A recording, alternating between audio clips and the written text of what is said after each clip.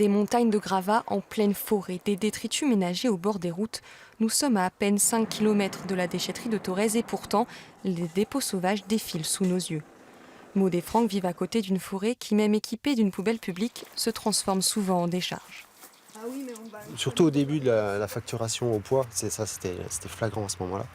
Les gens qui s'arrêtaient et qui déposaient, même si la poubelle était pleine, ils déposaient par-dessus sans problème. Et souvent, quand ils nous voient sortir de la maison ou qu'ils voient qu'on n'est pas très loin, du coup, ils ferment le coffre vite fait et puis ils s'en vont.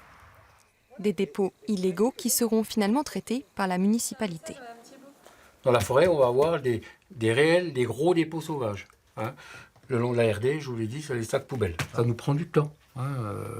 Je sais pas, tous les 15 jours, on va faire le RD 105 dans sa longueur pour ramasser les sacs poubelles. C'est une demi-journée de travail. Hein. Et puis je vous dis, un gros dépôt sauvage, ça peut être une journée de travail. Des décharges à ciel ouvert, également alimentées par les professionnels. Ce paysagiste le constate régulièrement. Selon lui, les déchetteries ont aussi leur part de responsabilité. Les déchetteries, elles ferment de bonne heure, quoi. Ça ferme à 16h, et puis nous, nos chantiers, on ne peut pas les fermer à 16h, quoi. Ou les gens qui n'ont pas d'autorisation aussi, parce qu'il faut avoir une carte.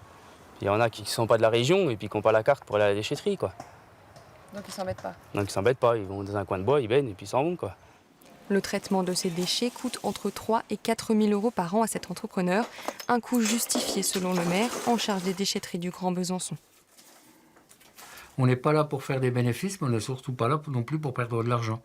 Donc le service, il doit bien être quelque part payé pour qu'on puisse faire tourner nos déchetteries.